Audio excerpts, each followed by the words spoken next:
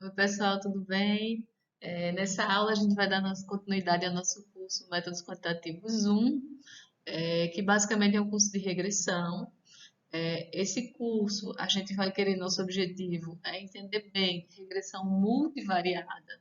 Quando a gente tem aqui uma variável e a gente está querendo explicar essa variável, a gente sabe que existem várias outras variáveis que podem influenciar essa variável. Então, vou ter várias variáveis, por isso que a gente chama de multivariada.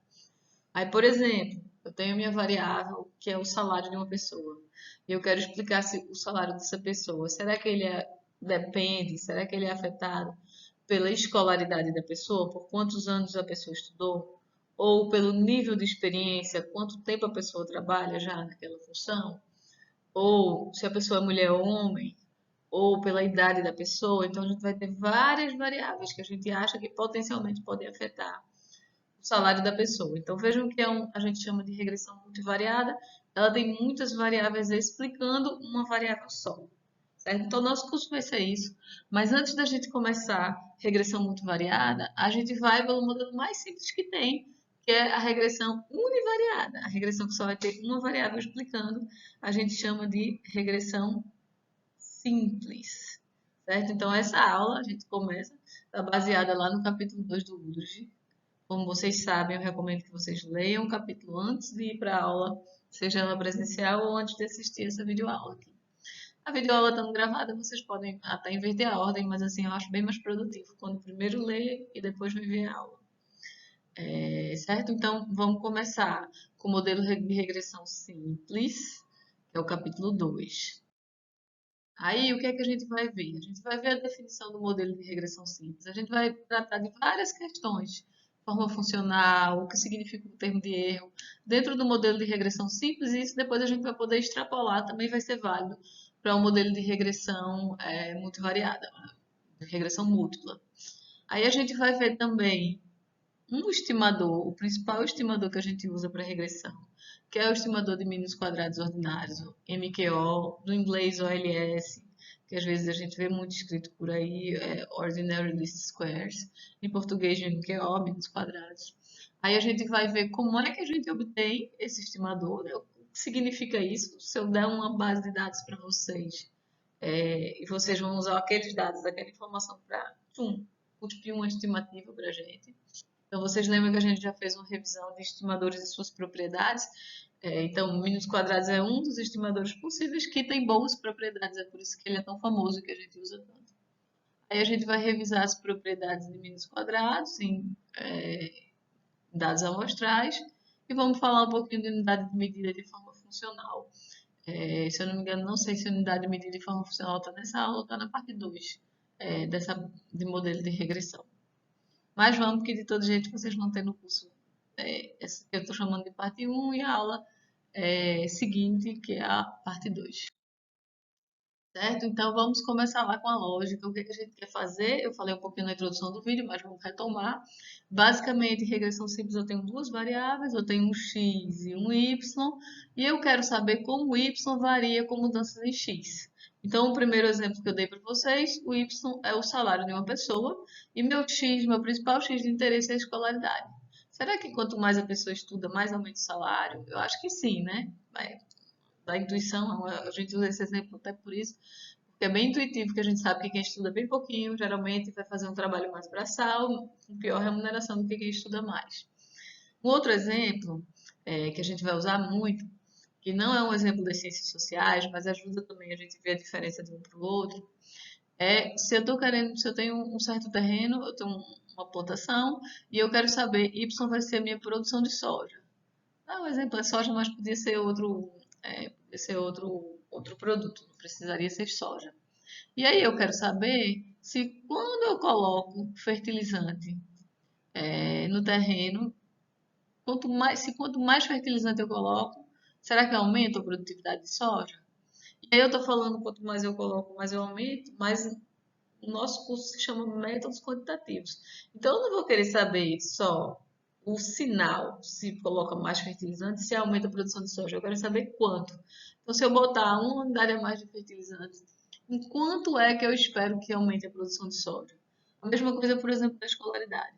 se eu aumentar um ano a mais de estudo, quanto é que eu acho que vai aumentar o salário da pessoa na média? Então, nosso curso vai tratar sobre isso.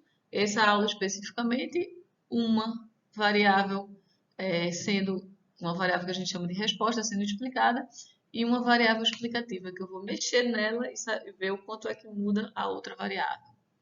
Aí, como se a gente pensar, principalmente quando o modelo é muito simples, nesse exemplo que eu estava dando, que Y é o salário e X é a escolaridade, a gente sabe que não é uma relação determinística. Então, imaginem vocês aí, quantas pessoas vocês conhecem com o mesmo X, por exemplo, quantas pessoas terminaram o ensino superior, então tiveram lá 16 anos de estudo. Todo mundo que terminou o ensino superior, vamos supor, um curso de 4 anos, será que todo mundo vai ter o mesmo salário? Não, o salário vai variar. Então, não é uma relação determinística, a gente vai ter uma relação aleatória. Por isso que esse curso também está dentro da parte que a gente chama de, não deixa de ser uma aplicação estatística, em que a gente não tem, a gente vai ter aleatoriedade, a gente vai ter partes não explicadas completamente pelo modelo. Em contrapartida, o que a gente tem, por exemplo, em outras matérias, em outras disciplinas, como por exemplo a física, a gente pode ter teorias que analisam a relação determinística entre duas variáveis. Então, até nas ciências sociais, a gente tem às vezes uma teoria que diz me dá uma equação e diz assim: se você me der o x, eu tenho certeza qual é o y. Como, por exemplo, ó, nesse daqui exemplo da física, vocês devem saber lá no ensino médio, V0 é a velocidade inicial, está faltando um L aqui, né? A velocidade inicial de uma partícula, a velocidade inicial de uma partícula é V0, se essa partícula se move com aceleração A, então a distância que ela vai percorrer vai depender de x, que é o tempo. Esse V0 e esse A são valores dados. Se você me der essas informações, eu calculo Y sem dúvidas. Apesar de que a gente sabe que mesmo quando a gente aprende física, a gente diz assim, vamos desprezar o atrito, vamos desprezar, a gente despreza um monte de coisa que é para poder dizer que essa equação ela vai valer exatinha. Quando os físicos vão para o mundo real, geralmente eles vão adicionar aqui um termo de erro em que a distância não vai ser exatamente a mesma, porque tem essas outras coisas que a gente desprezou que podem dar uma influenciazinha na distância final, certo? Então, basicamente, vida real, dados, a gente não vai ter uma relação determinística, a gente vai ter uma relação aleatória. E aí, dentro dessa relação aleatória, a gente vai pensar que outros fatores, além de x, podem afetar y. Será que tem outras coisas que podem afetar y? Por exemplo, salário e educação. Eu já dei um exemplo com várias outras coisas que a gente sabe que afetam. Então, se eu tenho salário e tenho a escolaridade da pessoa, isso não é suficiente, não vai dar definir completamente. E eu consigo pensar assim, que, por exemplo, se é homem ou se é mulher, geralmente os homens têm salário maior, então vai afetar. Se a pessoa tem mais experiência, uma pessoa tem mais experiência do que a outra, geralmente o salário é maior, então isso também afeta. Então são várias outras variáveis que explicam, que vão estar relacionadas, que vão interferir na relação entre x e y e que não vão dar uma relação exata. Então peguem, por exemplo, dois homens, você pega dois homens com o mesmo nível de escolaridade, sendo que um deles é mais inteligente que o outro, não é de esperar que aquele que é mais inteligente vá ter um salário maior. Então, o fato de eu ter essa outra variável também vai interferir no salário, que está lá por trás da relação na vida real. Isso vai me dizer que eu não vou ter uma relação exata entre as duas variáveis. Eu não vou dizer para você, estudou 12 anos, o salário vai ser 7 mil reais. Eu não vou poder dizer isso, porque tem várias pessoas que estudaram 12 anos e que uns vão ter um salário de 3 mil, outros vão ter um salário de 2 mil, outros vão ter um salário de 15 mil, certo? E aí vai. 12 anos é o nosso exemplo de ensino médio. Então, isso é a primeira coisa que a gente vai pensar quando a gente está estudando o nosso modelo de regressão simples. Existem outros fatores? O meu modelo é regressão simples. O meu modelo só tem o y e o x. Ele tem aqui o y e tem o x. Mas o que é mais que eu tenho que poderia estar afetando o y também, além de x? E apesar de eu não estar pegando ainda dados dessas outras coisas, eu vou pensar nesses outros, porque eles vão interferir nessa relação entre x e y. Então, isso é uma coisa, a primeira coisa que a gente pensa. A segunda coisa é como é que eu vou modelar essa relação? Como é que eu vou escrever meu modelo matemático da relação entre x e y? E aí, a terceira coisa, que é a coisa principal do nosso curso e do curso seguinte, e de quando a gente quer fazer ciências sociais em geral, a gente quer saber, será que a gente está captando um efeito causal?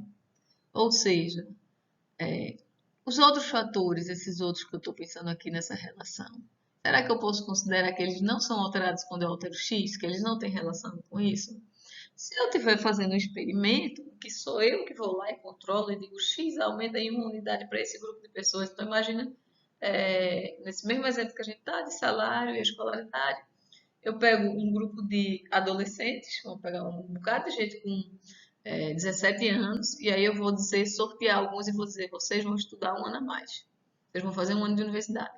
Esse outro grupo aqui vai fazer 2 anos. Esse outro grupo vai fazer 3 anos. Esse outro grupo vai completar a universidade. Se fosse eu que pudesse controlar essa decisão, aí eu poderia assumir, sem grandes prejuízos, porque a gente já falou sobre isso na primeira aula, que como fui eu que determinei, os outros fatores não vão ser alterados. Então, eu não vou ter, no grupo que estudou, que completou o ensino superior, eu não vou ter pessoas mais inteligentes do que no grupo que não foi para o ensino superior, ou pessoas que se dão melhor na escola, porque foi tudo controlado por mim. Sendo que como a gente na vida real não tem dados experimentais, na maior parte das vezes a gente trabalha com dados observacionais, que a gente sentou e viu o que as pessoas foram fazendo, a gente sabe que as pessoas não tomam as decisões por acaso.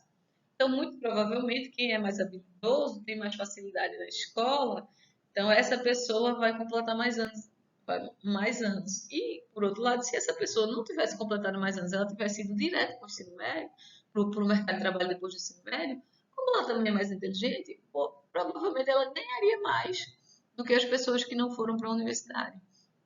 Então, você vê que eu não vou ter uma relação ceteris paribus, porque eu deixo a pessoa se auto-selecionar em mais anos de estudo, e essa pessoa, por outro lado, já é pessoas que teriam mais vantagem, independentemente desses anos a mais de estudo. Então, assim, a gente vê nesse curso regressão simples. Regressão simples é muito difícil de ser um bom modelo que vai me dar uma relação causal. Muito difícil. Não, vamos botar logo o impossível, certo? A não ser quando eu tenho um experimento. Quando eu tenho um experimento, eu rodo a regressão e dá tudo certo porque eu controlei tudo. Aí eu saio nas próximas aulas de regressão simples e vou para regressão múltipla. Quando a gente vai para regressão múltipla, a gente começa a controlar por outros fatores. E aí vai melhorando o meu modelo. Eu vou ficando um pouquinho mais crível, que essa relação que eu vou estar captando vai estar mais próxima de uma relação causal real. Sendo que, como eu não consigo controlar por tudo, se tiver coisa que eu não consigo controlar e que tem relação, que está atrelada a essa relação entre x e y, então eu não vou poder ter um efeito causal. Então, basicamente, quando a gente faz pesquisa hoje em dia, se a gente faz simplesmente um modelo de regressão, seja ele múltiplo, simples ninguém faz. Se ele for regressão múltipla, a gente não pode escrever, a gente não pode dizer por aí que a gente está tendo um efeito causal. Existem outros métodos que a gente chama de quase experimentos, que vocês, quem quiser fazer, faça meu próximo curso, que é o curso de avaliação de políticas, em que a gente já tem se aproxima mais desse efeito causal. A gente acredita um pouquinho mais que o que a gente captou ali é o efeito causal. Mas o padrão ouro, para a gente poder dizer assim, tem uma boa estimativa de efeito causal, é se a gente fizer um experimento controlado, certo? Então, o experimento controlado é o nosso sonho, é o que a gente gostaria de ter. Nosso e de todo mundo, certo? Não só ciências sociais, é saúde também. Todo mundo queria ter um experimento, só que é caro. Nem sempre a gente pode fazer. É caro e às vezes a gente não pode. Imagina, eu vou chegar para um bocado de jovem de 17 anos e vou dizer assim: ah, não, vocês parem a vida de vocês. Vocês entraram nesse experimento e agora sou eu que decido se você vai estudar ou se você não vai estudar, se você vai para o ensino superior. Não. É muito difícil, certo? Por questões éticas, a gente fazer esse tipo de experimento na prática. Apesar de que a Esther do Flow tem um estudo similar, a gente fala, no outro curso a gente fala desse experimento que ela faz, em que ela vai lá no país da África, onde é muito caro, e aí ela pega um bocado de aluno que poderia, que gostaria de ir para o ensino superior, e dá uma bolsa. Então, por sorteio, dá bolsa para os alunos irem ou não. Então você acaba controlando porque você pega gente que não teria condições financeiras de ir. Então não é antiético, certo? A gente já consegue contornar a questão da ética. Mas vamos, dando continuidade aqui ao nosso curso, como é que a gente vai, como é que a gente faz esse modelo de regressão linear simples? Então a gente faz um modelo linear. Então eu deixei de falar só de modelo de regressão simples e já botei o Lzinho no meio, regressão linear. Então eu vou fazer uma reta. Essa minha reta vai dizer assim, y, minha variável de resposta, minha reta, ela é relacionada com x de acordo com essa equação. 1 beta 0 mais 1 beta 1 vezes x mais o 1. Então vejam aqui que está linear, veja que x está sem expoente, né? Isso que diz que a minha relação vai ser linear. E eu vou ter constantes, eu tenho duas constantes nesse modelo, beta 0 e beta 1. E, além disso, beta 0 e beta 1 é o que a gente vai querer saber. A gente vai querer estimar, vai querer saber que valores são esses, principalmente beta 1, porque aí beta 1 vai me dizer assim, se eu aumento o x em um ano, enquanto que vai aumentar o meu y. Então, beta 1 diz pra gente a relação entre y e x. E o u, pegando lá a notação do Udrich, às vezes tem livro que usa epsilon, ou E, ou V, a gente usa a letra que a gente quiser, certo? É muito comum nos livros antigos a gente usar epsilon para dizer do erro, daquilo que eu não observo. Aí no Udrich ele usa U para dizer unobservables, ou não observados. Que aí a gente capta melhor a ideia de que são outros fatores que eu não tenho na minha base de dados, mas eu mesmo sei que vão afetar a relação entre y e x. São todos os outros fatores que eu não coloquei lá dentro da regressão. E aí aqui eu tenho meu modelo de regressão linear simples, certo? Aí y e x não são tratados de forma igual. Y é a nossa variável de resposta. É y que eu estou querendo explicar. Estou querendo explicar y através de x. Então, o que acontece com o salário de uma pessoa no futuro se eu aumentar um ano a mais na escolaridade dessa pessoa? Então, do ponto de vista, nesse exemplo específico, geralmente a gente estuda primeiro para depois ver o que acontece com o salário. Para dar um outro exemplo para vocês, que a gente já até trabalhou no primeiro capítulo do curso, imagine que Y é a nota ou o desempenho dos alunos, como é que esse desempenho varia com o tamanho da sala? Então, eu tenho uma turma com 20 alunos, ou vou ter uma turma com 40 alunos? Será que na turma aqui menor, veja só, que uma turma de 40, se eu quebrar, eu tenho duas turmas de 20, então é duas vezes mais caro, né? Mas será que dá mais efeito, que é melhor para os alunos? O desempenho sobe quanto se eu quebrar essa turma de 40 em duas de 20? Ou, vamos supor que eu estou organizando a rede escolar e aí sou eu que vou decidir lá na secretaria. Vai ter 25 alunos, vai ter 30, vai ter 40? Qual é o tamanho das turmas recomendadas, certo? Então eu quero saber, a decisão é quando eu vario o tamanho da turma, o que acontece com o desempenho dos alunos. O Y é o que a gente chama de explicado. Então, eu já estou falando desses termos, mas eu vou botar esse quadrinho aqui, porque de acordo com o livro, de acordo com a área que a gente está vendo, as pessoas preferem uma nomenclatura um pouquinho diferente, mas é tudo sinônimo. Eu vou dizer logo a nomenclatura que eu mais gosto, que é dizer que y é a variável explicada, ou, na verdade, eu gosto dessa combinação aqui. Y é a variável de resposta, é o que eu estou tentando explicar no modelo. A resposta quando eu mexo nos outros fatores, nos outros x. E x é a variável explicativa, que eu estou usando para explicar. Eu gosto da combinação desses dois. Mas é questão de gosto. Eu acho que é o mais lógico. Também, claro que, obviamente, se eu estou usando explicativa, chamar de variável explicada também é bom.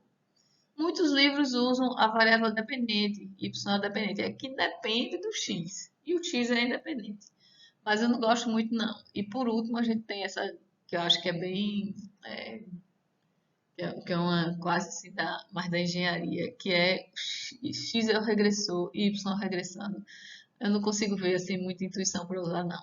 Outro termo que a gente usa muito, principalmente quando a gente está lá em regressão múltipla, é dizer que x é a variável de controle, é o que eu controlo. Então, imagine se a gente está no experimento, eu gosto mais dessa nomenclatura, resposta e controle do experimento. Porque aí eu controlo o x e o que é que acontece de resposta em y. Certo? Então, são termos só para vocês saberem que vocês vão encontrar por aí. Todos esses dessa coluna são sinônimos e todos esses dessa coluna são sinônimos entre si. É só uma questão de gosto. Aí eu já falei um pouquinho para vocês desse termo de erro, desse U, certo? Nesse U a gente vai ter o que a gente não observa, ou os outros fatores diferentes de X que afetam Y. Tranquilo todo mundo? Então, U vai ser crucial na nossa análise. É engraçado porque, assim, dentro da estatística, vocês lembram? A gente já fez uma revisão que eu dizia assim para vocês. A gente tem dados da amostra, não tem da população toda. Então a gente vai sabendo que a gente pode, que a subamostra não vai ter toda a informação da população, de subamostra em subamostra, de amostra em amostra, de subconjunto em subconjunto da população. Quando eu, por exemplo, tirar a média, isso vai variar, essas coisas vão variar. Então a gente pega dentro do cerne da estatística, tá essa ideia do erro amostral, ou da variação amostral. E aqui no modelo de regressão é o U que vai fazer esse papel.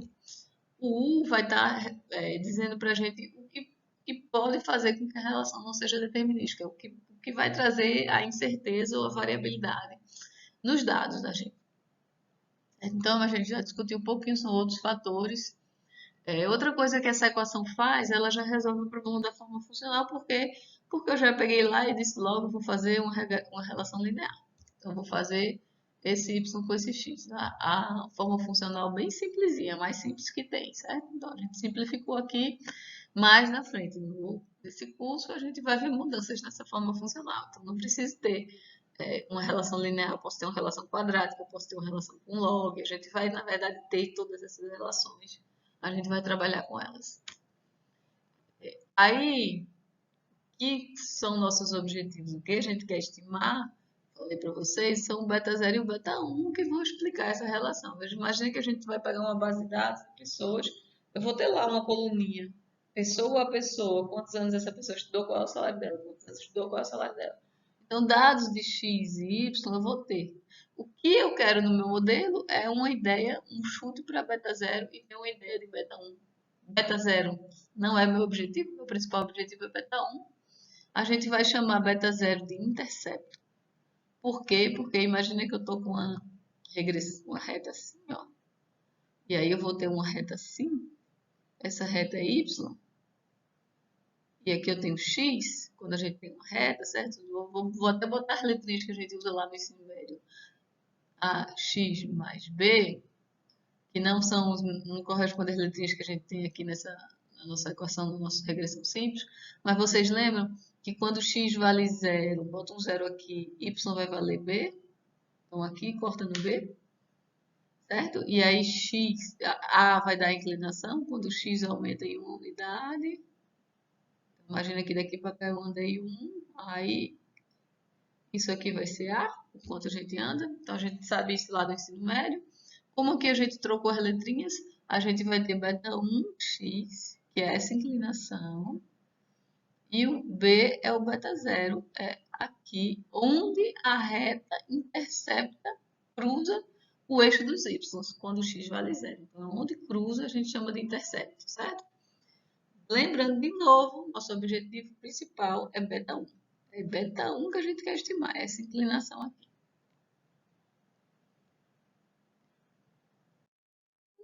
E aí, então, significa, eu botei no gráfico, mas vamos fazer umas contas aqui. Se eu aumento o x em uma unidade, o quanto aumenta qual a mudança em y? Aí eu não tenho que y é igual a beta 0 mais beta 1x mais u. Quanto vai ser o y' quando eu mudar de x para x mais 1? Então, vai ser beta 0, x não entra aqui, beta 1x mais 1, que seria o meu x', mais o U. Então, se eu mudar em uma unidade, qual é o delta Y? É o Y, menos Y menos Y. Eu vou pegar esse menos esse, certo? Aí eu vou fazer aqui como se a gente estivesse fazendo um menos o outro. Beta zero. Ah, vou botar logo tudo. Mais fácil, né? Então, estou copiando y' menos o y. Vou jogar só a equação aqui. Aí vamos cortar. Vamos cortar o quê? Beta zero corta com beta zero. Esse com esse menos. U corta com U. Aqui, deixa eu abrir essa conta aqui. Quanto é que fica? Beta 1x mais beta 1. Então, cortando beta 1x com beta 1x, quem foi que sobrou na equação? Sobrou só beta 1. Então, quando x passa, quando eu pego e aumento x em uma unidade, qual é o aumento? Então, isso aqui é o meu delta x igual a 1. Qual é o aumento em y? Delta y vai ser igual a beta 1. Então, o que o beta 1 está captando para a gente é qual a variação em y quando x aumenta uma unidade. Qual a variação no salário das pessoas quando eu dou um ano a mais de educação para elas. Aí deixa eu apagar essas coisas, porque senão vocês vão ver que vai ter mais coisa aqui no slide, vai ter essas contas, né? Esses slides são feitos para aula. Normalmente na aula eu faria isso no quadro. E aí depois eu passaria. Vocês já sabem, né, como é que eu faço. Então aqui a gente tem, desde que eu não falei isso, né, mas lá está supondo, os u's eram iguais, um cortou com o outro, desde que realmente eu estivesse controlando. Estava variando apenas o x e estava mantendo o 1 igual ao 0.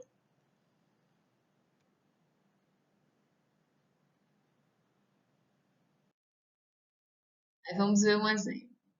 Então, nesse exemplo daqui, vamos pegar o y como sendo a produção de soja, certo? E o meu x é quanto de fertilizante eu estou usando. Vamos pensar nos fatores que vão estar em y. O que mais pode afetar a produção de soja? Mesmo que eu use em terrenos diferentes a mesma quantidade de fertilizante, isso não vai me garantir sempre a mesma produção de soja. Na verdade, dificilmente vai garantir a mesma produção. Por quê? Porque a produção vai variar com a qualidade da terra. Então, se eu tiver uma terra muito pobre ou uma terra muito rica e eu coloco fertilizante, eu não espero a mesma quantidade produzida. A terra que já tinha maior qualidade, já espero que produza mais. Eu vou ter também chuva, quantidade de chuva que afeta a produção. Eu vou ter a presença de parasitas ou não. Então, a gente vai ter outras coisas que vão estar influenciando na produção, que, além do fertilizante. Certo? Então, isso tudo está dentro do U. Aí, nosso parâmetro de interesse, como novamente é o beta 1, que vai medir o efeito de se eu usar uma unidade a mais de fertilizante na produção, mantendo o resto todo fixo. Então, se eu tivesse controle da qualidade, do volume de chuva, da presença ou não de parasitas, quanto é que aumentaria a produção? Então, essa é a ideia que a gente quer com o nosso modelo de regressão. Se eu puder controlar o X, em subir só ele em unidade, mantendo, que o livro gosta de chamar de ceteris paribus, mantendo tudo mais constante. O U não sofreria interferência do X, de quanto de fertilizante eu botei. Aí eu tenho uma ideia de quanto sobra a produção quando eu aumento a quantidade de fertilizante. Certo? Aí aqui a gente botou essa relação linear. Uma unidade a mais aumenta a produção, sendo que na vida real a gente sabe que geralmente a gente tem retornos decrescentes. Então, quanto mais fertilizante eu vou botando, o aumento na produção ele não é linear, ele vai diminuindo. Então, pega um terreno sem fertilizante nenhum, se eu boto uma unidade já tem um aumento bom. Aí a segunda unidade já não vai ter o mesmo aumento. O que é que a gente está dizendo aqui? Provavelmente nesse caso de fertilizante, em vez de eu ter uma reta assim, e cada um aqui que eu ande desse mesmo tamanhozinho de subida, provavelmente que é o meu X, que é fertilizante aqui é o meu Y, provavelmente o que eu tenho, que eu espero ter, é uma coisa assim, que as primeiras unidades, elas são mais produtivas do que as unidades mais lá em cima. Então, na verdade, tem que andar a mesma coisa aqui e aqui. Vocês já conseguem ver que aqui aumentou bem menos do que estava aumentando no início da curva. Então, a gente espera retornos decrescentes. No salário, a mesma coisa, eu tenho meu Y, minha variável de resposta é salário, meu X é educação. O que beta 1 mede é um ano a mais de educação, quanto sobe no salário. E U vai ter outros fatores, que eu já falei, experiência, gênero, raça, idade, outros fatores que vão afetar o salário, mas vejam só, experiência, gênero, idade, raça, geralmente são variáveis que a gente consegue coletar facilmente. Se eu pegar, por exemplo, o censo, o PNAD, as pessoas perguntam isso na hora de preencher o questionário. Dentro de U eu posso ter, por exemplo, as habilidades da pessoa, as habilidades cognitivas e não cognitivas. Então, com certeza vai influenciar no salário e eu dificilmente vou ter essa informação na base de dados. Então, essas variáveis que eu não vou ter na base de dados, elas são muito importantes para a nossa análise. Isso aqui a gente já falou. E aí, será que eu posso assumir retornos crescentes ou decrescentes? Quanto mais a pessoa estuda, eu acho que na educação é decrescente também. Imagina no primeiro ano que a pessoa se alfabetiza, dá um impacto muito grande entre o analfabeto e o alfabeto, mais do que mais na frente, certo? Então, só recapitulando, a gente disse que a gente tinha 3 problemas que a gente tinha que enfrentar. Como é que a gente vai colocar outros fatores além de X que afetam Y? A gente resolveu isso colocando um U explicitamente na equação. Como é que a gente vai resolver a forma funcional da relação entre x e y? A gente resolveu, por enquanto, dizendo que é uma relação linear. E terceira questão, como é que a gente pode saber, ter certeza que a gente está estimando a relação ceteris paribus, uma relação com tudo mais constante entre x e y? Aí o meu modelo vai responder essas 3 questões sob uma certa hipótese, sob uma certa condição, que essa condição vai ter a ver em como o U e o X se relacionam. Bom, então, por enquanto, está muito fácil, porque a gente jogou tudo que eu não observo dentro de U, mas como é que eu sei se quando eu mudo X eu não estou mudando o U aleatoriamente, se X e U não estão relacionados entre si, de forma que só sentar e observar o que as pessoas escolheram, o que as pessoas decidiram, não vai me levar a uma relação causal, certo? Se eu tiver um experimento, eu já disse para vocês, se o experimento sou eu que estou controlando, eu tenho garantia de que tudo mais está constante. Agora, se não for experimento, o que é que eu preciso supor numa amostra, numa base de dados, para poder dizer que meu modelo vai me trazer uma relação causal? Então, a gente vai restringir como X e U estão relacionados na população, para a gente poder estimar beta 0 e beta 1 de forma, usando uma amostra aleatória. Então, como é que a gente vai fazer para limitar essa relação entre X e U para poder dar esse efeito causal? Sendo que na vida real, assim, a gente não consegue limitar X e U porque o U está fora do nosso controle. A gente tem que pensar assim, em que contextos essa limitação que eu coloquei vai ser válida. Será que eu posso esperar que essa hipótese que eu estou fazendo ela vai ser uma hipótese que adere bem à realidade? Certo? Então, ó, X e U, a gente está vendo como tendo uma distribuição na população. Então, se X é educação, a gente pode supor, por exemplo, que U mede a habilidade cognitiva, dentre as coisas que estão em U tem uma habilidade cognitiva.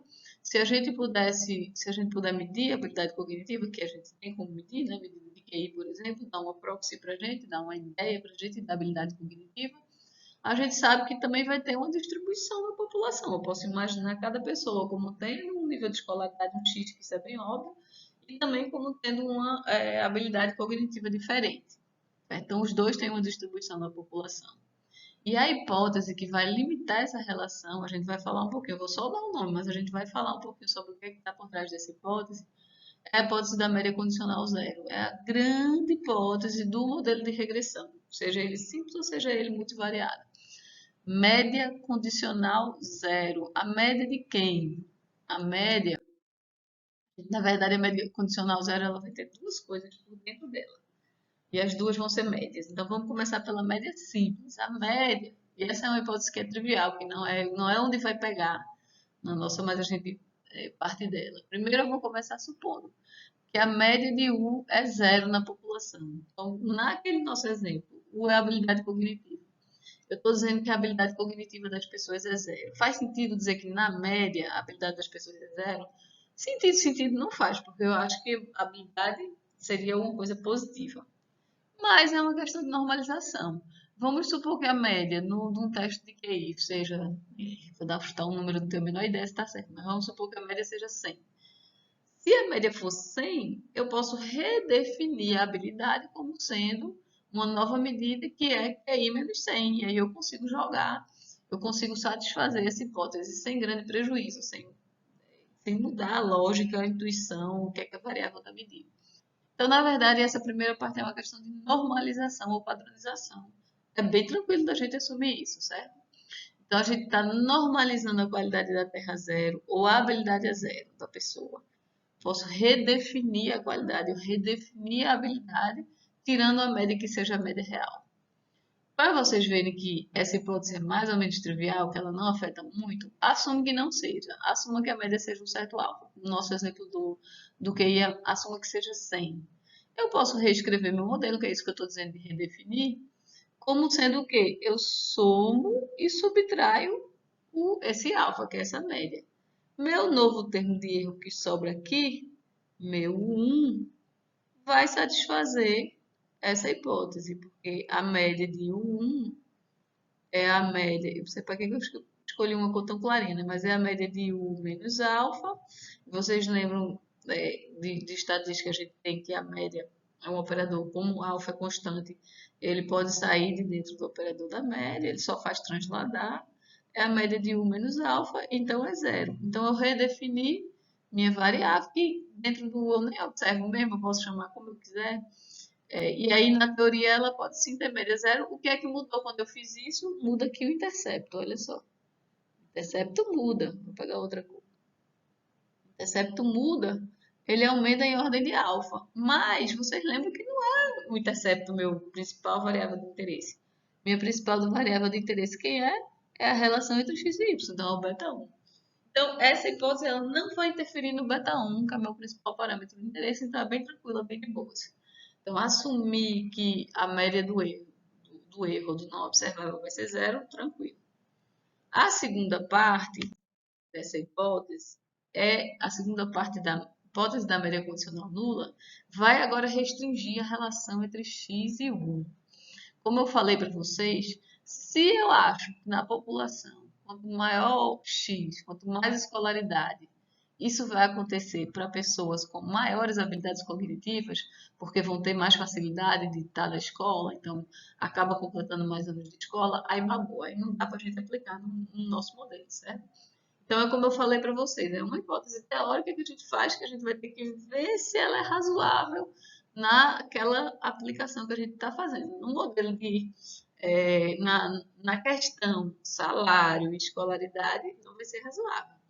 O que é que eu precisaria para ela ser razoável, para poder assumir a média condicional zero? Uma forma possível de eu definir eu vou dizer que x e u, péssima escolha de novo, porque eu tinha feito em verde, eu vou dizer que x e u tem correlação zero.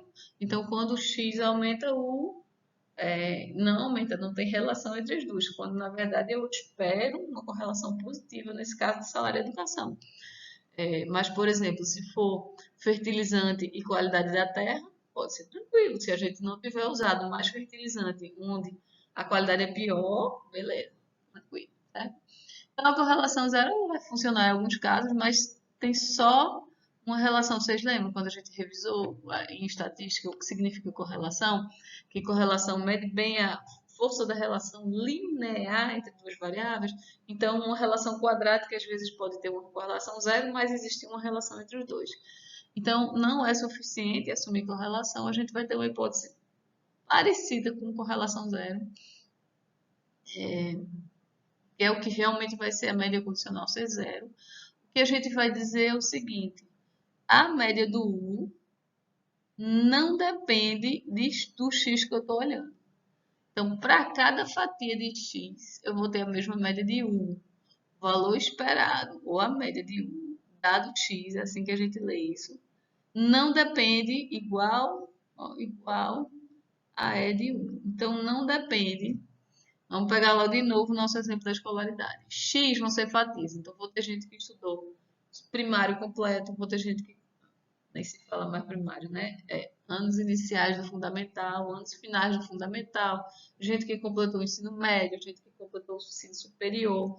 Quando eu assumo válida, eu estou dizendo que, na média, quem completou o ensino superior tem o mesmo nível médio de habilidade cognitiva de QI do que uma pessoa que completou o Fundamental 1. Então vejam também que, no caso da educação, não é uma hipótese muito razoável. Agora vamos supor que eu estou usando fertilizantes, e aí eu vou dizer assim, fatias de terra com qualidades diferentes. Então, se eu pegar terrenos que têm a mesma qualidade, a qualidade do nutriente similares,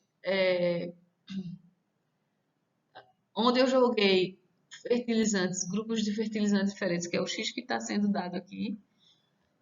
Então, eu usei 10 unidades de fertilizante num outro, no outro, 7 no outro. Na média, as qualidades eram iguais. Isso, na prática, também eu não sei se é válido. Vai depender de como foi a escolha do uso do fertilizante. Se eu fiz aleatoriamente, como num experimento, vai bater, vai ser tranquilo. Agora, na vida real, imagine se é o dono, você tem uma fazenda. Você vai pegar e você provavelmente vai distribuir o fertilizante onde a qualidade da terra é pior, porque aí você é onde vai ter mais retorno. Então, se for assim, eu não posso esperar a qualidade da terra média igual onde eu coloquei mais e menos fertilizantes, certo? Então, é uma hipótese forte, é uma hipótese fortíssima, e é o que coloca em questão nossos modelos. Mas é muito importante, o modelo de regressão é um modelo base, fundamento para os outros modelos que a gente aprende a seguir. Então, a gente tem que aprender e entender, né? Entendendo que tem essa hipótese por trás. Será que ela é razoável? Será que ela não é razoável? Tudo de métodos quantitativos é assim. A gente faz as hipóteses, a gente trabalha com elas e na vida real é uma questão meio subjetiva, se ela vai ser válida ou não. Esse aqui eu já dei, né, o exemplo da habilidade com salário e educação. Então, pessoas com ensino médio, pessoas com ensino fundamental ou pessoas com ensino superior têm, na média, a mesma habilidade. Não é muito razoável da gente esperar na prática, certo? Então, a gente pode esperar que a média seja, na verdade, uma função da educação. Na vida real é essa. Esteja relacionada positivamente. Já dei, certo? Então, mas aí, para que que serve? Se eu tiver a média condicional zero, como é que fica a nossa interpretação? Aí, a média de y, dado x, eu jogo aqui meu modelo de y, que é a minha reta. Como isso é constante? Isso aqui também vai ser constante dado x. Eu fico só com a média de u dado x. Aí, que a média condicional zero vem e diz, essa média é zero.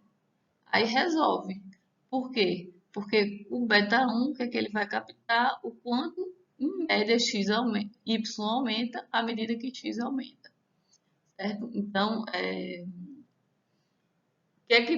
o que é que essa média aqui está dizendo? Nem todo mundo com o mesmo nível educacional tem o mesmo salário. Mas, supondo que beta 1 seja maior do que zero, quem tem mais escolaridade tem salários maiores na média. Certo? Na média. Ou seja, a gente tem uma espécie de uma reta. Aqui tem no eixo X, escolaridade, educação. A gente botou um beta 1 positivo, né? Essa reta está inclinada para cima. Fica invertido no vídeo, por isso que eu botei. Essa reta está inclinada para cima. Que significa que quanto mais x1, maior o salário, eles tendem a crescer. Educação e salário. E aí, o que é que a gente está dizendo? Se eu pego aqui pessoas com x2 igual a 12, por exemplo, eu vou ter um monte de gente que terminou o ensino médio. Nem todo mundo vai ter o mesmo y, por isso que tem essa curva normalzinha aqui, essa distribuição. Os salários das pessoas que terminaram o ensino médio variam, mas a média, e também as que terminaram o ensino superior, e também as que terminaram o ensino fundamental, tudo varia, mas na média, quem terminou o ensino superior, eu espero que tenha um salário médio do que quem terminou só o ensino médio. Certo? Então, essa que a gente colocou aqui como X, como essa retinha azul, é a função de regressão da média para a população. É o nosso, é de y dado x, com beta zeros e beta 1s da população toda. Se eu tivesse os dados de todo mundo. Mas a gente já sabe que dentro de estatística a gente geralmente não tem os dados de todo mundo, a gente vai ter um subconjunto. Então, aí a gente vai estimar, a gente vai querer estimar essa reta usando dados de x e y. Eu já expliquei para vocês.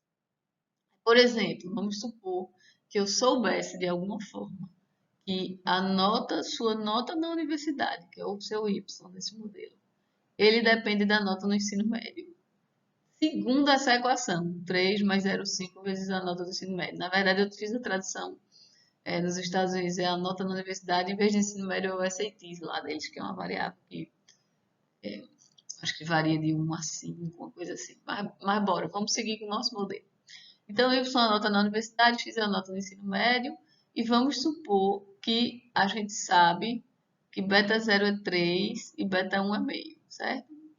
Então, se eu pego uma pessoa que tirou nota 8 no ensino médio, jogo nessa equação, eu vou ter 0,5 vezes 8. 0,5 vezes 8, ou seja, 8 dividido por 2 dá 4, mais os 3 no ensino médio, essa pessoa. As pessoas que tiraram 8 no ensino médio, eu espero que fiquem com, na média, 7 na universidade. Significa que todo mundo que tirou 8 no ensino médio vai ter a mesma nota na universidade? Não, vai variar em torno do 7. Então, o valor 7 é a nota média na fatia, para toda a fatia de estudantes que tinham 8 no ensino médio. Certo? Então, lembra sempre que a regressão está sempre dizendo para a gente comportamento na média. Aí, como é que a gente vai fazer para estimar? Certo? Chegamos agora, finalmente, na parte de estimação. Aí, aquilo lá era o modelo da população. Eu vou querer agora estimar. Para a gente estimar, a gente faz como a gente faz em estatística, a gente vai lá e pega uma amostra aleatória. Então, eu vou pegar um bocado de dados. Se x é escolaridade e y é salário, vou pegar lá da PNAD, sei lá, 5.000 pessoas, pego a escolaridade de cada um, pego o salário de cada um. São as minhas observações. O que eu quero saber é beta 0 e beta 1. Na próxima página eu vou mostrar um gráfico para vocês com 10 famílias. Mas vocês podem imaginar que na vida real a gente não vai trabalhar com amostras só de 10, a gente vai trabalhar com amostras maiores. E aí, o que é que a gente vai ter? A gente vai ter o YI da pessoa I, o XI, a escolaridade da pessoa, e o U que eu não observo, que eu não tenho na nossa base de dados. Cada I significa uma pessoa, ou pode ser que seja uma família, ou pode ser que seja uma empresa, ou pode ser que seja um município. Vai depender do nível de observação que eu estou usando na análise. Por enquanto, vamos supor que é indivíduo, que é pessoa, por isso aí o I é um para cada um. Aí a gente observa X, I, YI, salário, escolaridade, não observa a habilidade cognitiva da pessoa, mas a gente sabe que está lá. Aí como é que fica no seu plotar? Já, a grande vantagem da regressão simples é que a gente vê tudo no gráfico, porque eu tenho só duas variáveis, eu faço um eixo aqui, outro eixo aqui, consigo entender melhor o que está acontecendo. Então eu vou pegar minhas informações das pessoas, ó, 1, 2, 3, 4, 5, 6, 7, 8, 9, 10. Eu peguei dados de 10 pessoas, plotei nesse gráfico, certo? Cada pessoa, vamos pegar essa pessoa aqui, 1. O Y dela está aqui, é o Y1. E o X está aqui. Então, esse ponto representa essa pessoa. Esse ponto representa outra pessoa. E assim sucessivamente. A pessoa I, a iésima pessoa, tem XI e YI, esse ponto aqui. A reta da média, ela é essa melhor reta que se ajusta os dados, ela passa aqui nesse meio. Ela está explicando o comportamento médio na população. Quando eu pego essa reta da média, eu vejo que para uma pessoa com XI, seria esperado, em média, ter esse Y, ou que a gente vai chamar de valor estimado. Mas essa pessoa tem acima do valor esperado, ele tem o YI. Então, essa diferença entre o real e o previsto pelo modelo ou estimado, a gente vai chamar de resíduo. É o que sobrou, residual é o que sobra do modelo. E aí o resíduo vai me dar uma ideia de outras informações do U daquela pessoa. Aí a gente botou um chapéuzinho aqui para dizer que é o estimado. Nosso objetivo é, eu quero estimar essa reta, que significa o quê? Eu quero saber beta 0 chapéu e beta 1 chapéu. Vocês viram que a gente botou o chapéu?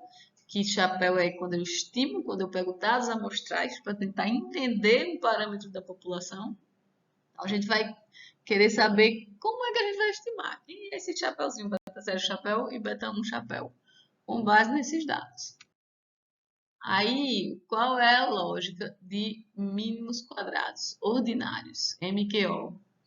O MQO diz assim pra gente, eu vou escolher o beta 0 chapéu e o beta 1 chapéu, de tal forma que os resíduos, que é aquela diferença entre o real e o previsto, seja o mínimo possível. Só que eu não vou pegar só o resíduo. Se eu pegar o mínimo possível, eu vou ter uns positivos e outros negativos, uns para baixo e para cima. Então, para uniformizar, a gente eleva o quadrado. Então, a soma dos quadrados dos resíduos seja o mínimo possível. Aí os negativos não vão se cancelar com os positivos, certo? Então, de forma que a soma sempre vai ser positiva. Escolhe beta 0 chapéu e beta 1 chapéu, tal que a soma dos resíduos de todo mundo, do quadrado do resíduo de todo mundo, seja mínima. Ou seja, eu vou ter essa equação aqui. Vou querer resolver essa equação, o beta 0 e o beta 1, que vai minimizar. E ao contrário do que a gente espera, x e y não são as incógnitas dessa equação. X e y são os dados que vão estar lá na planilha. A gente vai, já vou mostrar para vocês um pouquinho, um exemplo com três dados só para facilitar nas nossas contas. Como é que seria essa minimização? Quem já fez cálculo 1 sabe que quando a gente quer minimizar e a equação é diferenciável, que é, porque nesse caso eu vou ter um quadrático, basta derivar igual a zero, deriva de novo e pego o ponto de mínimo, né, que aqui eu estou minimizando dessa equação. Certo? Quando eu fizer isso, a gente faz as contas, dá um trabalho para fazer, mas dá para fazer. Eu tenho que o resultado vai ser esse. Beta 0. Primeiro eu estimo beta 1 chapéu, que olha para o desvio de x em relação a y, o desvio de y em relação à média, o desvio de x, o desvio de y, dividido pelo quadrado do desvio de x. E o beta 0, uma vez calculado o beta 1, o beta 0 é só jogar o beta 1 aqui e calcular o beta 0. Então, a gente poderia fazer na mão e obter esse estimador que dá para fazer com o que a gente sabe de cálculo 1. Não tenho a menor ideia se vocês lembram de cálculo 1, certo? Então, não vou fazer isso. E nem ninguém vai fazer isso na mão, porque hoje em dia a gente vai usar softwares. Então, a gente vai fazer, na verdade, essa estimativa aqui pelo R. O que é que eu espero que vocês entendam? Essa lógica aqui da minimização dos quadrados dos resíduos. Então, o resíduo é o que o modelo não explica, é a diferença entre o real e o previsto. E eu quero que o modelo explique o melhor possível. Então, eu vou escolher beta 0 e beta 1 chapéu, de forma a ter o mínimo de resíduo possível. Certo? Aí é que eu disse para vocês que a gente vai fazer um exemplo com 3 pontos, em vez daqueles 10, eu vou fazer 3. Então, eu vou supor que meus pontos são 1, 2, 2, 1 e 3, 3. E primeiro vem o x e depois vem o y, certo? Então, x1 é 1, x2 é 2, y1 é 2. x2 é 2, y2 é 1, x3 é 3, y3 é 3. Como é que fica melhor? Aí a gente pegou esses 3 pontos, né? Eu vou escrever aqui esses 3 pontos. Então, aqui é x1, y1, x2, y2, x3, y3. Aí eu vou pegar para a pessoa 1, y1 igual a beta 0 mais beta 1. É o modelo geral, vou botar aí, né? Para facilitar. E aí eu já jogo depois o número da pessoa. xi mais o i, certo? Então, vou pegar a pessoa 1 agora. Pessoa 1, eu vou ter i igual a 1. O que é que eu tenho? 2 é o y dessa pessoa, igual a beta 0 mais beta 1. 1 era o x dessa pessoa, mais o 1. Ou seja, o 1 é 2 menos beta 0 menos beta 1, certo? Aí faço isso para a pessoa 2. Agora eu vou ter 1 igual a beta 0 mais beta 1 vezes 2. 2 aqui era esse x2 mais o 2. Então, o da pessoa 2 vai ser 1 menos beta 0 menos 2 beta 1. E a pessoa 3, eu vou ter 3, é 3 e 3. Isso é mais fácil que eu não tenho nem que olhar a ordem ali. Então, eu vou ter o 3, vai ser 3 menos beta zero menos 3 beta um. Aí eu não quero minimizar a soma dos quadrados, então eu vou minimizar. Esse aqui é o quadrado. Escolher beta zero e beta um que minimize. Para que eu estou dando esse exemplo aqui para vocês? Para vocês verem que os x, eles vão ser, eles não vão ser incógnitas do problema x e y, eles vão ser dados do problema, certo? Aí quando eu vou minimizar a soma beta zero e beta um, escolher beta zero e beta um para minimizar a soma dos quadrados dos resíduos, o que é que eu vou estar fazendo aqui? Eu vou pegar esse ao quadrado, mais esse segundo ao quadrado, mais esse terceiro ao quadrado. E essa é a minha expressão que eu quero escolher beta zero e beta um para minimizar ela. Aí como é que a gente faz para minimizar? Deriva igual a zero. Como aqui eu tenho tudo quadrática, eu já sei, e quadrática, eu já sei que o que eu achar vai ser o ponto de mínimo. Por que eu estou fazendo a quadrática assim com umzinho? Porque quando eu levar esse aqui ao quadrado, quando eu abrir esse cara, beta 1 vai sair ao quadrado ali dentro. Então, como é que a gente faz? A gente vai derivar. Vou dar só uma derivada, não vou fazer conta por conta, mas a gente vai ter duas derivadas, a derivada de beta 0 e a derivada de beta 1. Vou fazer a derivada de beta 1 para a gente. Vou derivar isso tudo com relação a beta 1. Deriva com relação a beta 1 igual a zero. Então, vai ser, pela regra da cadeia, 2 vezes 2 menos beta 0 menos beta 1. Ó, derivei esse de cima. Cai, aí pela regra da cadeia, derivada do de dentro. Menos 1. Derivar esse de dentro com relação a beta 1. Sobrou essa constante menos 1. Aí eu vou fazer para esse outro. 2 vezes 1 menos beta 0 menos 2 beta 1. Vezes, vou tirar minha câmera aqui para abrir espaço, certo? Vezes esse daqui, ó. Esse menos 2. Vezes menos 2. E por último, esse terceiro. 2 vezes 3 menos beta 0 menos 3 beta 1 vezes menos 3. E tudo isso eu vou igualar a zero. Quando eu igualo tudo isso a zero, eu corto esse, esses menos vão virar mais também. Certo? Então, como é que fica a minha expressão? Eu vou ficar com 2 menos beta 0 menos beta 1 mais... Os dois cortaram, né? Tá só o de dentro. Só que esse aqui tem um 2 multiplicando. Ó. Esse tem um 2 multiplicando. Então, mais 2 menos 2 beta 0. Vou botar já os chapéuzinhos aqui. Eu já estou igualando a zero. É 2 beta 0 menos 4 beta 1. Mais 3 vezes 3, 9. Menos 3 beta 0 chapéu. Menos 9 beta 1 chapéu igual a zero. Essa vai me dar uma equação. Aí eu posso somar, né? 2 mais 2 mais 9. Que dá 4 mais 9, 13. Menos aí 1 mais 2, 3. Menos 3, menos 6, beta 0. Menos, aí bora. 1, 4, menos 5, menos 9, menos 14, beta 1 chapéu igual a zero.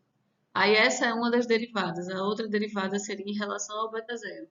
Faço isso, resolvo o sistema. Pra que que eu estou fazendo esse monte de contas? Deixa eu botar minha cara aqui para vocês, que vocês sabem que eu detesto conta. Para que que eu estou mostrando essas contas? O principal aqui é vocês verem que eu vou ter, não importa quantos dias eu tenha, quantos indivíduos. Aqui eu tinha só 3 indivíduos. Se eu tivesse 100 indivíduos, eu ia ter 100 termos desses. O que vai ser incógnita vai ser beta 0 e beta 1. É isso que eu vou achar a partir dos dados, certo? Então, quando eu fizer isso, eu agrupo, a gente vai ter beta 1, vai ser, na verdade, vai medir a covariância, o quanto x e y variam juntos em função da variância de x. Então, x varia, o quanto isso leva de variância do x com y juntos. E o beta zero a gente tira porque a média x barra y barra a média de x e a média de y sempre cai dentro da reta de regressão. Então, uma vez que a gente calcula beta 1, é fácil calcular beta 0, mas a gente não vai calcular nenhum na mão. Tudo é o programa que vai fazer pra gente. Certo? Então, a gente já sabe como ter os estimadores de mínimos quadrados, que são beta 0, chapéu e beta 1, chapéu.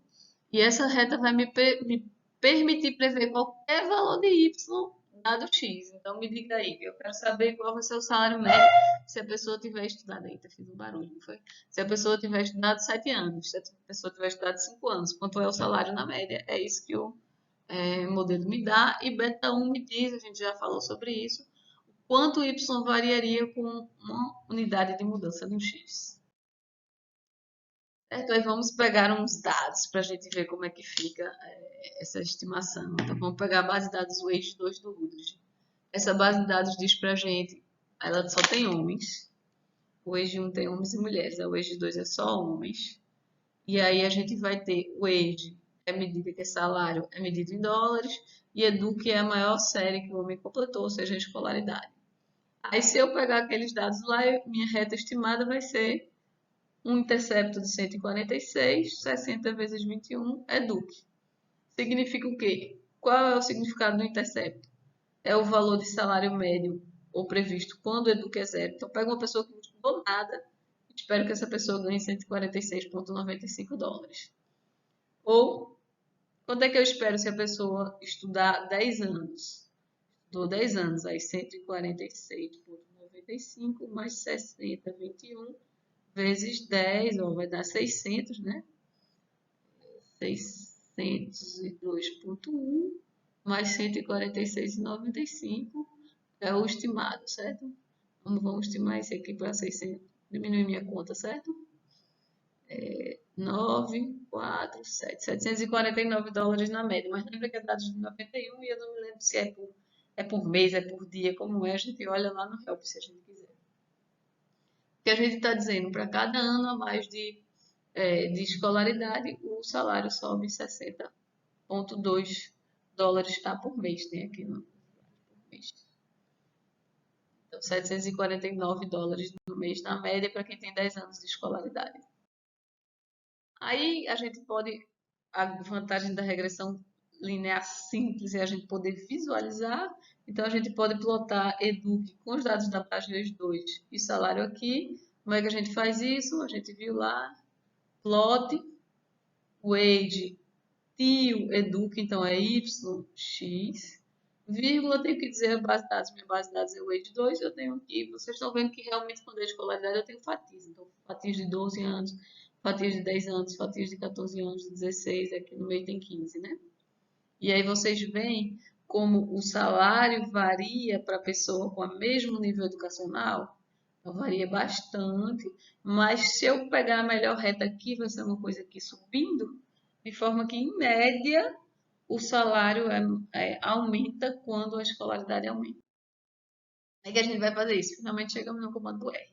Ele não vai fazer mínimos quadrados na mão, apesar de a gente saber que é covariância de x e y dividido pela variância de x. Beta 1 é isso. A gente vai jogar por R e vai dizer assim.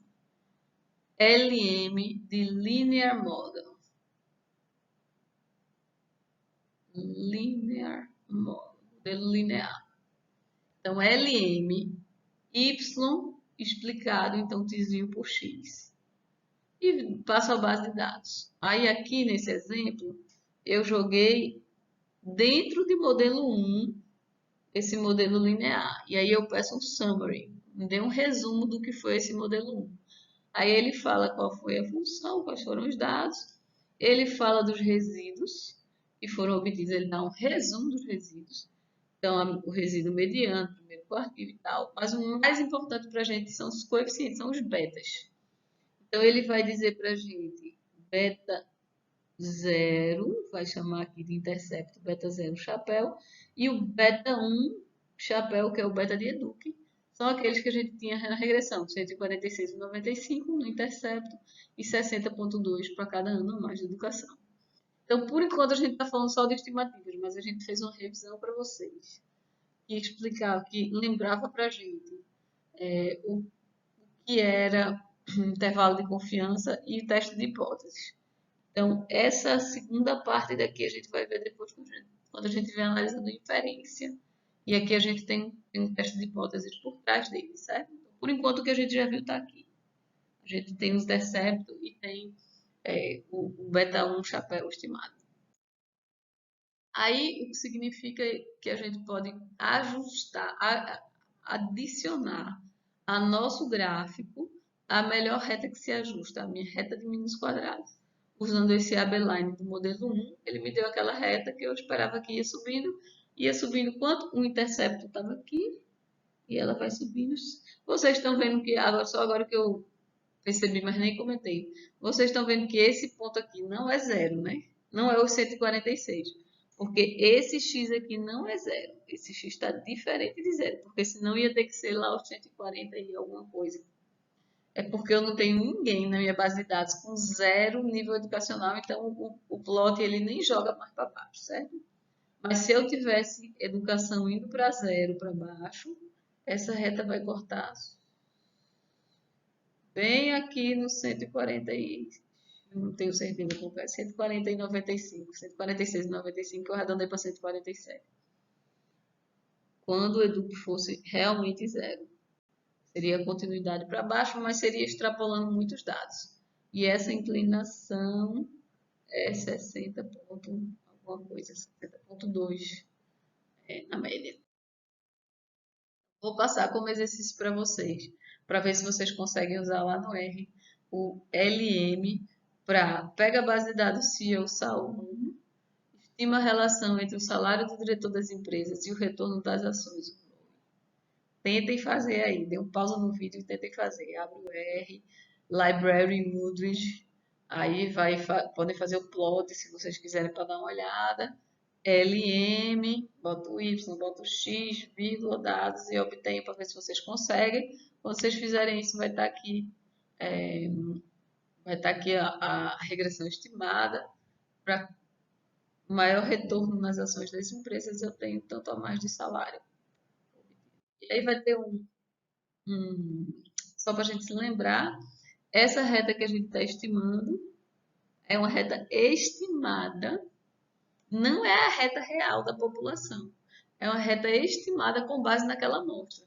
Se uma outra pessoa pegar dados com outra amostra de empresas, provavelmente essa outra pessoa ia ter uma outra reta. Ou outra pessoa com outro grupo de empresas, uma outra reta. Certo? Então, isso são tudo estimativas. Deixa eu apagar que ficou feio. São tudo estimativas para a verdadeira reta populacional, que eu nunca vou saber qual é. Então, verdadeiros beta 0 e beta 1, eu não sei quem é. O que eu tenho nessa daqui é beta 0 estimado e beta 1 estimado. Aí vocês podem fazer também pegando o ED 1. A gente fez com o ED 2, lembra? Vocês podem fazer com o ED 1. E vejam se vocês conseguem fazer no R. E vocês podem tentar fazer, nesse exemplo aqui, que é o percentual de votos e gastos da campanha. Eu tenho dois partidos. Pega a base de dados voto e um do outro. E aí eu quero saber se o percentual A é o percentual dos gastos da campanha do candidato A com relação aos gastos totais. Então, por exemplo, se for 0,7, o candidato A gastou 70% dos gastos dos dois somados. Quantos por cento de votos vão para o candidato A? Vocês fazem. E aí a gente vai ter 0,46. Aí tem que ver como é que está sendo medido o variável percentual para a gente interpretar bem direitinho. Certo? Aí vamos só revisar, resumir propriedades de mínimos quadrados, certo? Lembrando que o que é que dá a nossa regressão? Ela dá para a gente um valor estimado ou previsto. Você me dá o x, eu pego o meu beta 0 chapéu que o programa cuspiu, pego o meu beta 1 chapéu que o programa estimou para mim e lhe dou o valor previsto. Não vai bater, cada pessoa não vai bater. Cada pessoa vai ter um resíduo. Mas vocês lembram que o que o modelo está fazendo é minimizando o quadrado dos resíduos. O resíduo não vai bater zero. Pessoa a pessoa, o resíduo não bate zero. Mas na média, os resíduos batem zero. Então, a soma dos resíduos. E se eu dividir aqui, porque eu estou falando na média, porque se eu dividir por N, também vai ser zero. Na média, os resíduos dão zero. A primeira coisa é essa. Primeiro resultado. Daqui a pouco a gente vai verificar com os dados. Eu sei também que, da média condicional zero, a correlação entre o resíduo e o x vai ser nula, se eu fizer a correlação entre eles dois. E por último, vou apagar, mas essa a gente já sabe. Eita, ficou aqui na frente. A y barra é igual, vou copiar, porque eu não sei se vocês estão vendo, para mim não está aparecendo não. X barra, a média dos dados, x médio, se eu passar o x médio, o y médio dos dados vai estar caindo em cima da reta de regressão estimada. Então, essas são as propriedades que a gente tem de mínimos quadrados. Aí vamos fazer, vou botar no vídeo, de volta. Vamos voltar, vamos ver o que acontece com os resíduos naquela base de dados RAID 2 que a gente estava usando. E aí a gente consegue fazer no R, ele mesmo cria o modelo 1, o modelo 1 que eu tinha criado, aquele LM, ele já cria o resíduo. Aí eu vou adicionar essa variável usando o mutate do tidyverse ou do dplyr, que agora está dentro do tidyverse. Então eu pego o RAID 2, aí aqui estava o operador antigo, depois eu ensinei para vocês, eu ensinei assim, não foi? É o pipe, e aí mutate e crio, o resíduo já é calculado dentro do modelo 1. Vai adicionar uma variável, o RET, o chapéu na minha base de dados RAID 2. E aí já com o RET na minha base de dados RAID 2, façam, dê uma pausa, façam aquele comando, vejam o que acontece. Aí eu pego e vou pedir o summary, estatísticas descritivas do RET da minha base RAID 2 que eu criei. Aí o que é que eu vou ver? A média do resíduo é zero. Conforme eu esperava, porque eu estou fazendo por mínimos quadrados. Qualquer vez, qualquer base de dados que eu estimar por mínimos quadrados, a média do resíduo vai dar zero. E a correlação entre resíduo x e resíduo também tem que ser zero, da lógica do modelo. Vocês vão ver, não parece zero, mas é 10 a menos 16. Então isso é zero, certo? É muito pequeno, é praticamente zero. Aí, quando a gente olha para a base de dados, eu botei aqui o age, que foi para plotar para a gente ver educ, e por último o head, que é o resíduo.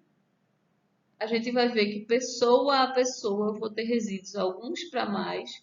Essa pessoa aqui, a pessoa 6, ela tem 16 anos de escolaridade e ganha 1.400. Ela ganha bem mais do que o previsto pelo modelo. Essa pessoa aqui tem 12 anos de escolaridade e ganha 650. Ela ganha, o resíduo dela é negativo. Ela ganha menos do que o esperado. E aí vai, certo? Ó, essa pessoa daqui tem 18 anos e ganha 1.081, menos do que aquela pessoa que tem 16. Então, ela também, essa daqui está com resíduo negativo.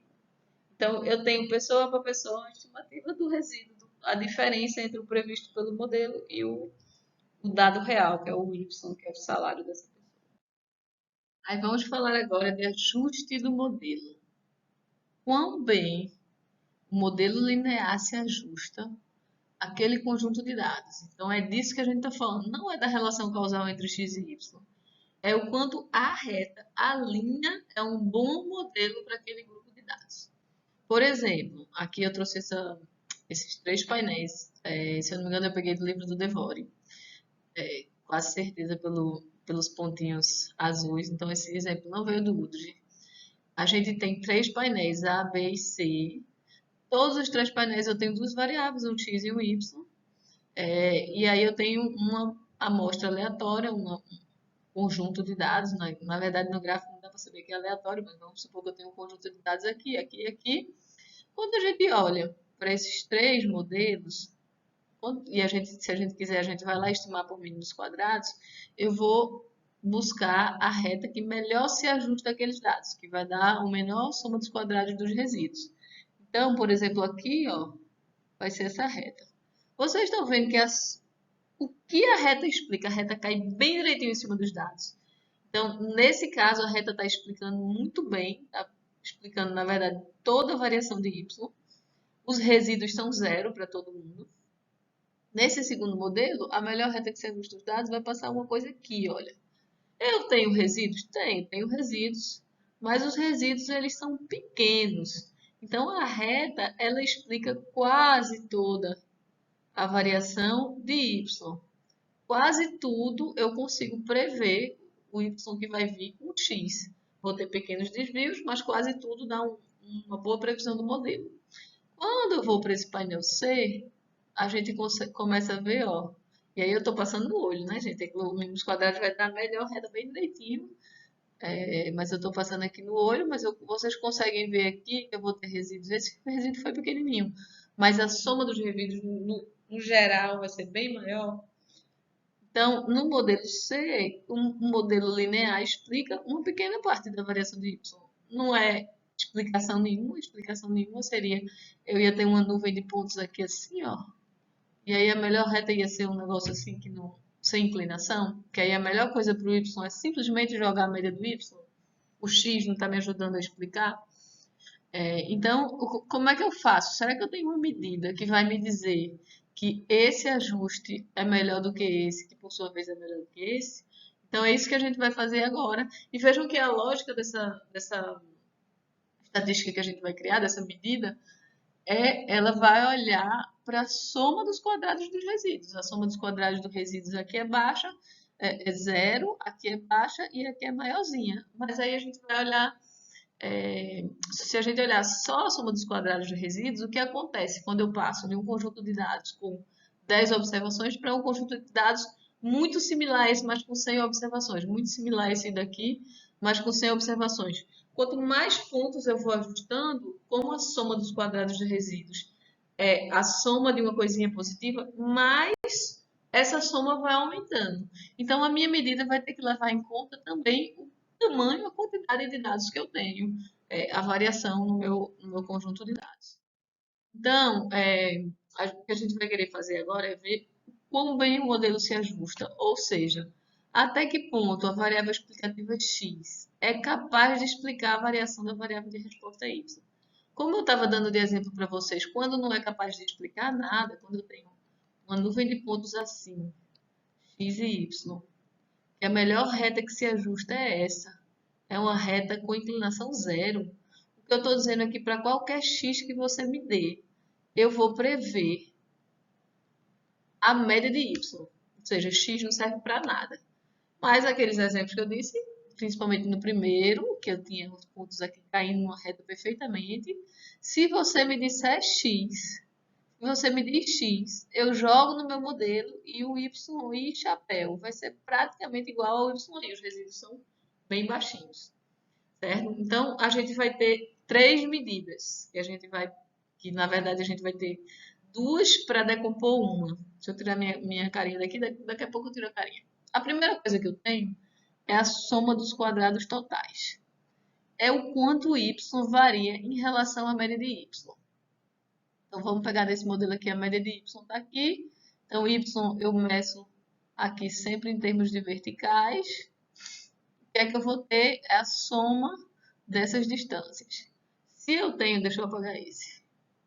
Se eu tenho um modelo linear como esse dali de cima, se eu tenho um modelo linear, se eu tenho uns dados, conjunto de dados, que o modelo linear é muito bom,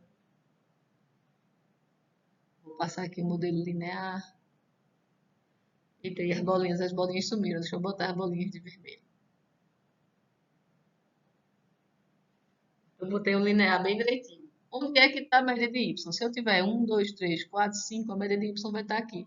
Jogo todos esses valores para cá e olho o ponto médio, vai estar por aqui. Então, aqui é y barra. Então, a variação total de y,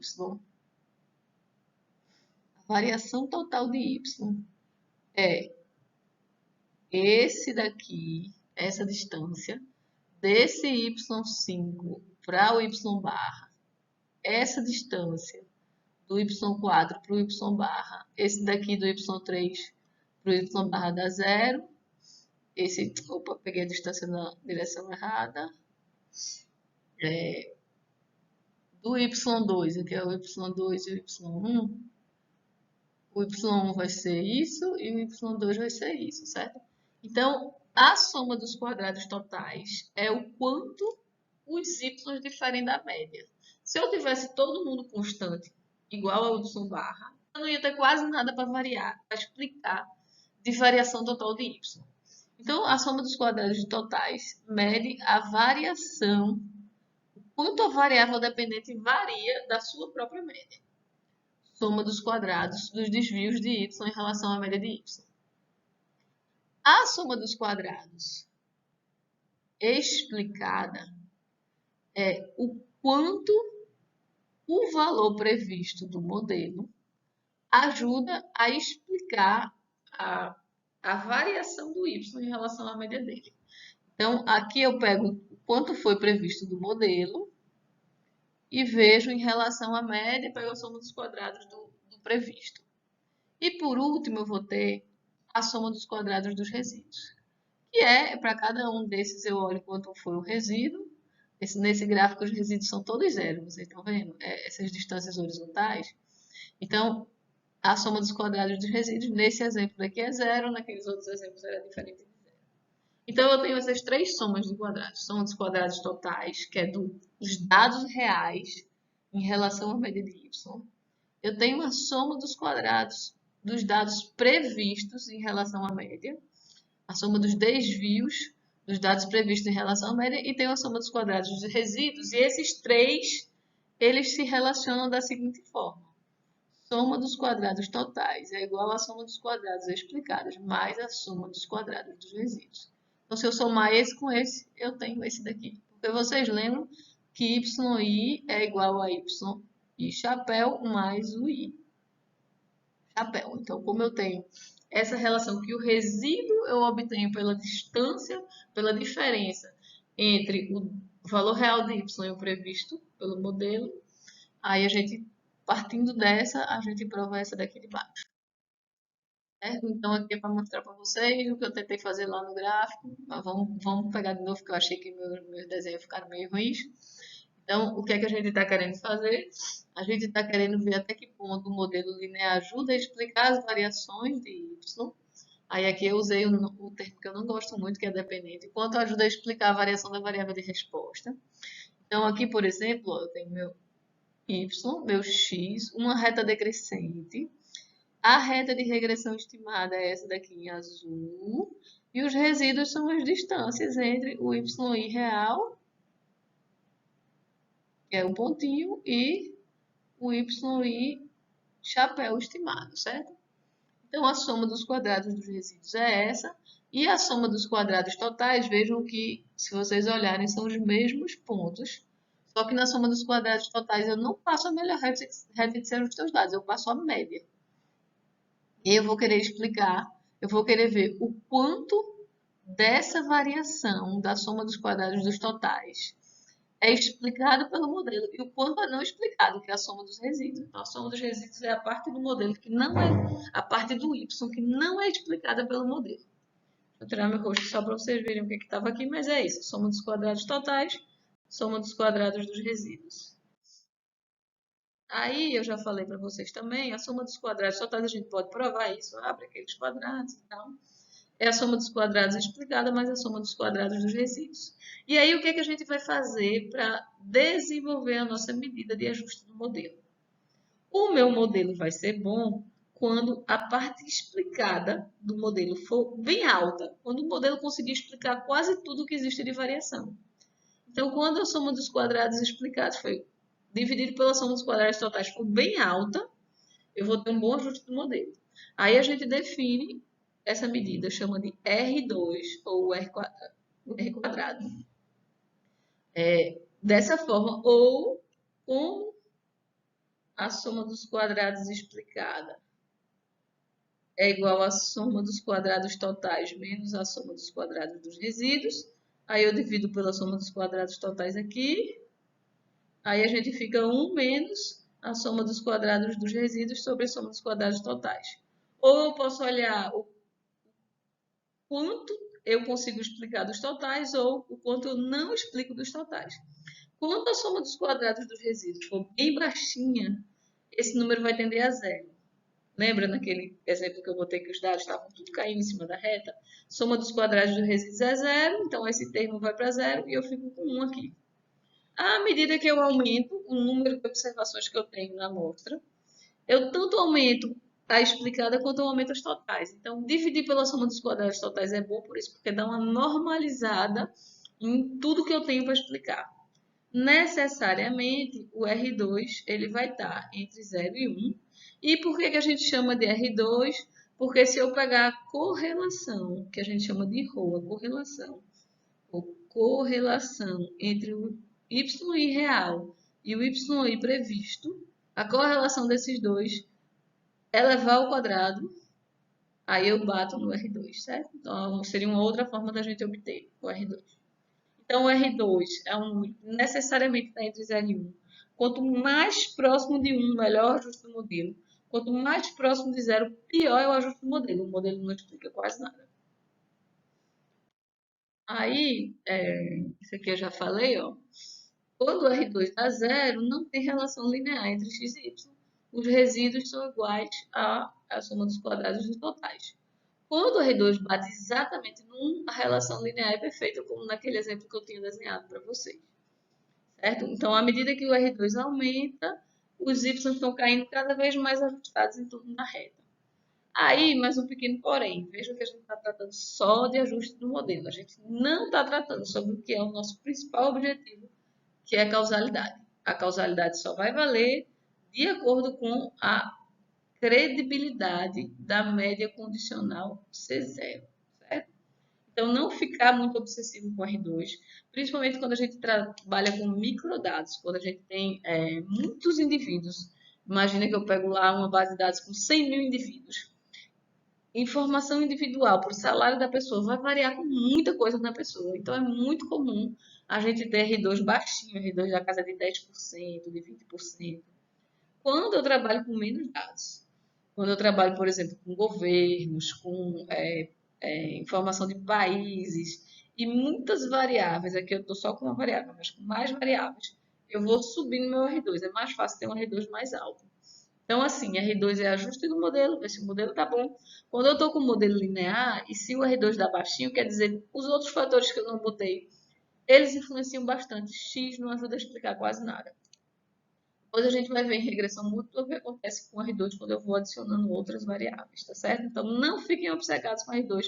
É uma coisa muito comum de acontecer com um aluno de Quanti 1, porque o R2 você roda e ele sai lá dos dados. Mas não é isso o mais importante. O mais importante de um modelo de regressão está aqui, na credibilidade e na média condicional zero.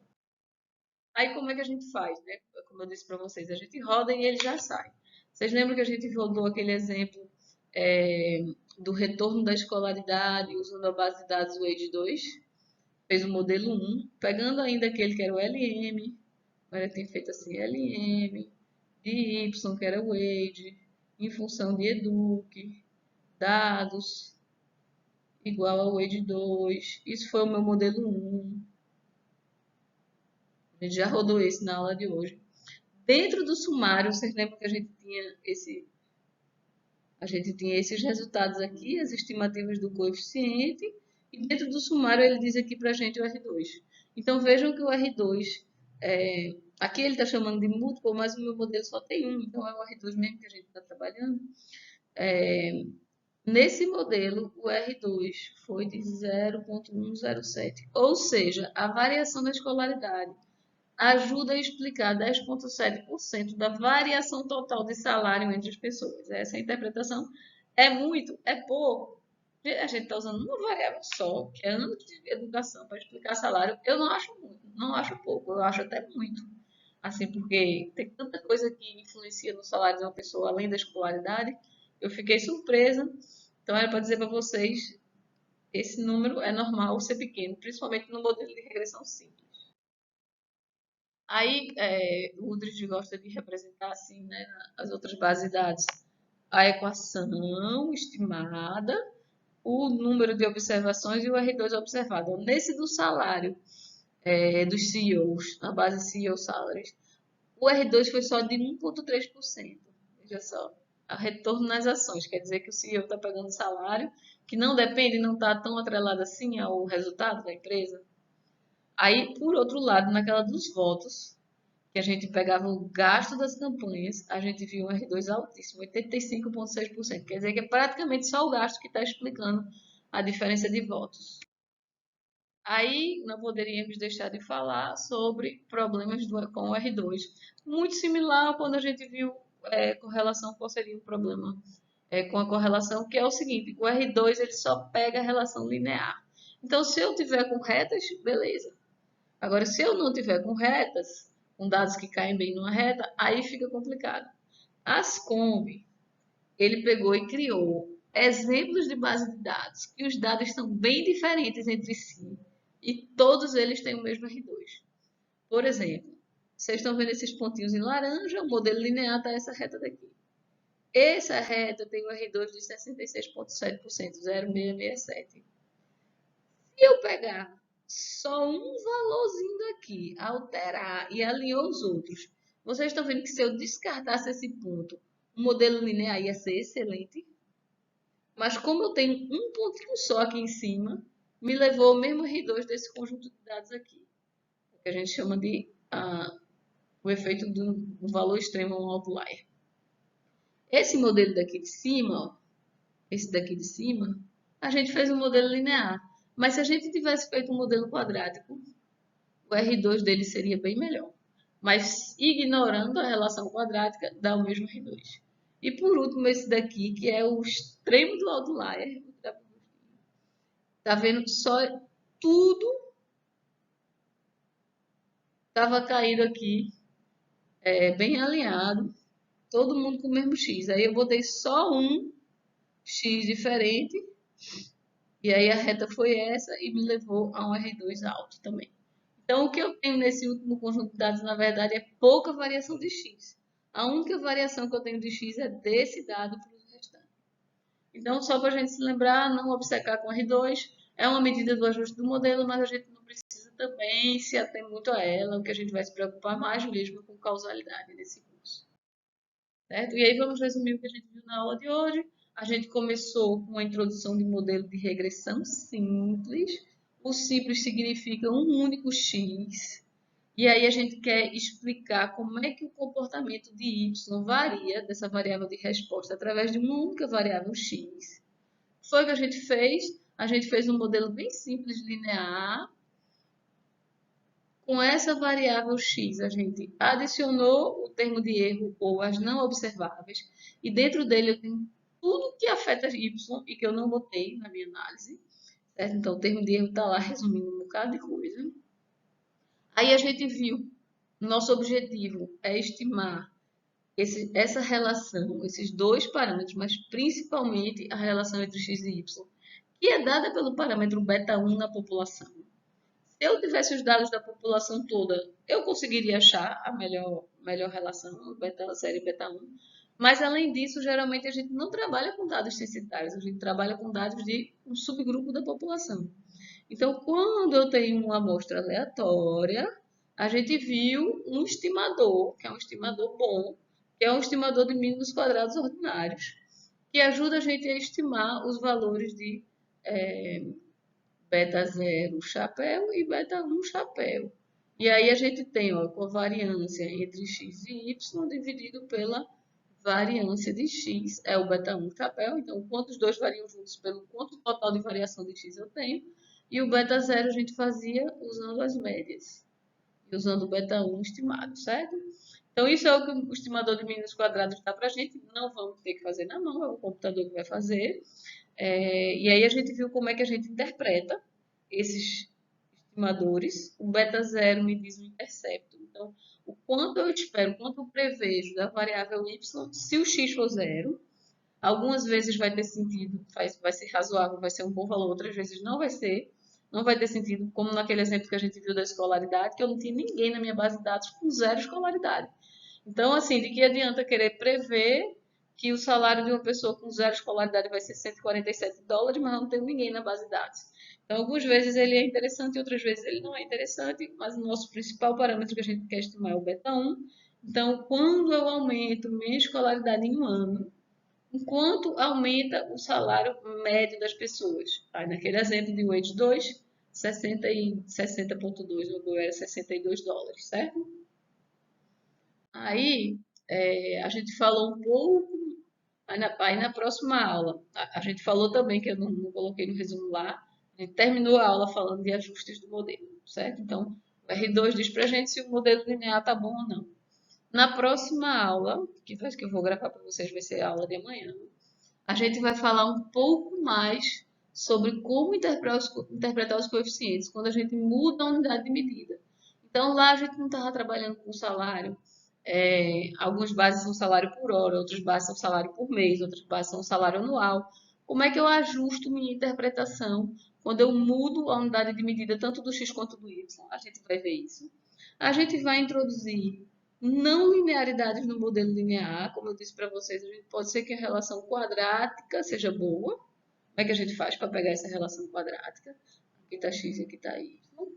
É, Aí isso daí é uma coisa. Aí depois a gente vai passar para a inferência, que é dizer o seguinte: vamos supor que eu estimei um y estimado 100 mais 0,01x. Certo? Então, meu valor de beta 1 chapéu foi 0,01 estimado. Será que eu posso dizer, com base nesse valor estimado, que beta 1 é diferente de zero?